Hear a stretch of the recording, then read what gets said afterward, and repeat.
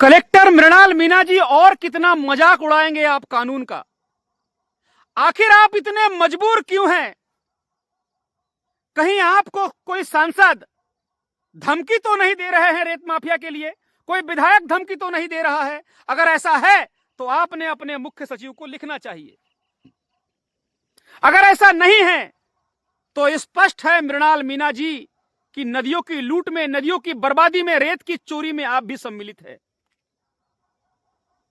और अब तो एक नया फ्रॉड कर डाला है, साइबर फ्रॉड, रेत चोरी करने के लिए। जी हां साथियों, कटंगी विधानसभा क्षेत्र के चिचोली ग्राम से लेकर महकेपार ग्राम तक जहां जहां से बावनथड़ी पड़ती है, वहां से मोबाइल का जीपीएस लोकेशन का सिस्टम बंद कर दिया गया है। जो जीपीएस लोकेशन सिस्टम 15 दिन पहले काम कर रहा था और एमपी के गांवों का लोकेशन बता रहा था, अब बावनथड़ी नदी किनारे जो गांव है जहां से रेत की लूट मची है, वहां पर नागपुर का लोकेशन बता रहा है। कलेक्टर मृणाल मीणा को मैंने 3 दिन पहले शिकायत की थी और उसमें कहा था कि कटंगी विधानसभा क्षेत्र की बावनथड़ी नदी से महाराष्ट्र के डंफरों से बिना रॉयल्टी के रेत की चोरी की जा रही है, लगभग 100 से 150 डंफरों से। इसकी रोकथाम के लिए आप कोई कार्य योजना बनाए।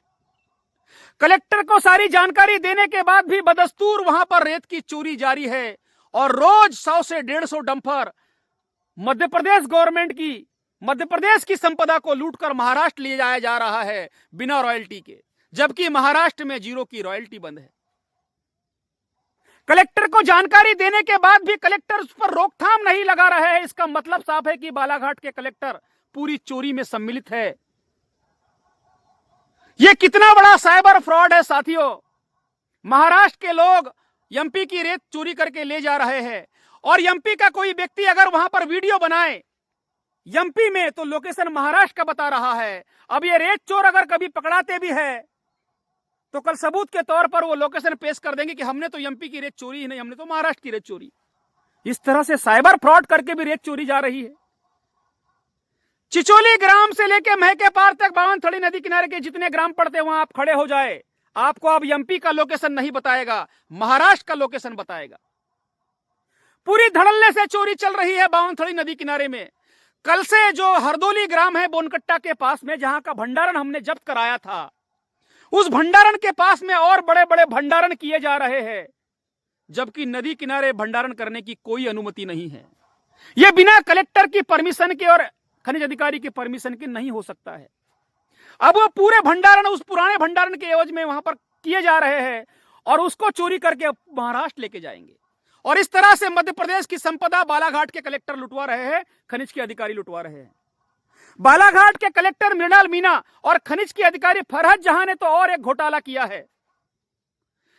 ये जो रेत चोर कंपनी आई है, national energy and services Wainganga mining works private limited, इसको नदियों में बड़े बड़े हाईवे रोड बनाने की इन्होंने परमिशन दी है, पानी के अंदर और बड़े बड़े पुल पुलियों का निर्माण करने की अनुमति दी है। चंदरकुआ में 1 किलोमीटर का बड़ा हाईवे पानी के बीच में से बनाया गया है, नदी में से डंफरों को जाने के लिए, रेत लूटने के लिए, और रात भर मशीनों से डंफरों में रेत लोड की जा रही है और महाराष्ट्र में बेची जा रही है।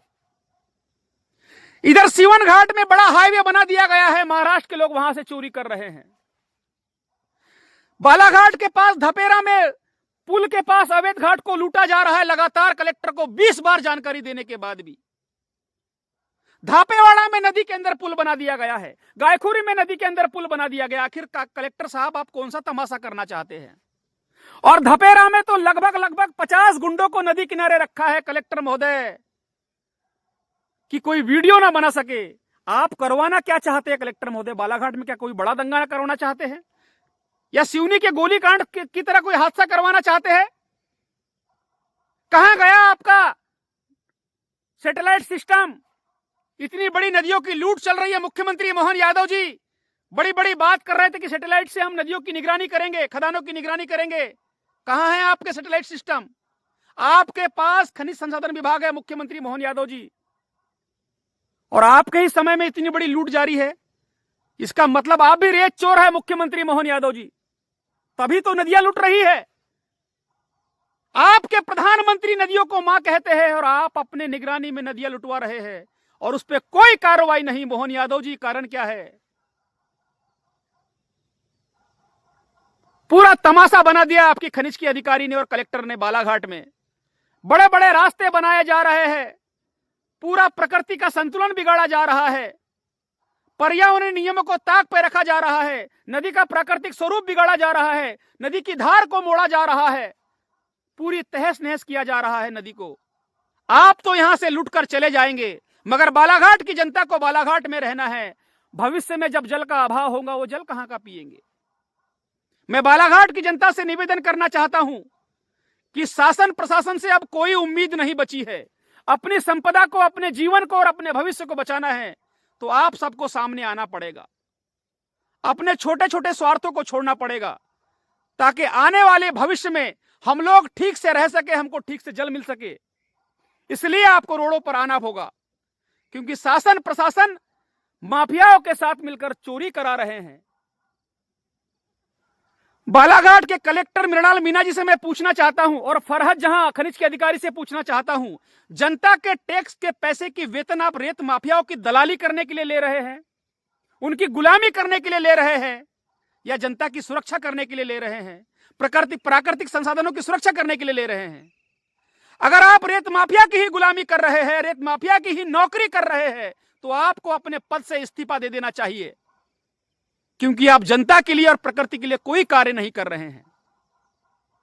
इतनी बड़ी लूट मची हुई है और आप खामोश है। तमाम सबूत आपको देने के बाद आप खामोश है। यह किस तरह की निष्क्रियता है? क्या दिखाना चाहते हैं आप और क्या करना चाहते हैं आप? आप 2-3 साल रह के यहां से चले जाएंगे। हमारी जनता को यही रहना है, हमें इसी जिले में रहना है। हम कहां का जल पिएंगे? आपको इस पर सोचना चाहिए। आप एक तरह से पाप कर रहे हैं, पाप, और प्रकृति इसका आपको दंड जरूर देगी, क्योंकि आप इंसानों को धोखा दे सकते हैं अपने पावर से, प्रकृति के सिद्धांतों को नहीं। प्रकृति सबका हिसाब करेगी। अगर थोड़ी बहुत संवेदनाएं नदियों के प्रति होगी तो मैं पुनः निवेदन कर रहा हूं, अपने जमीर को जगाए। पैसा सब कुछ नहीं होता, यह प्रकृति है, सब देख रही है और सबका हिसाब होगा।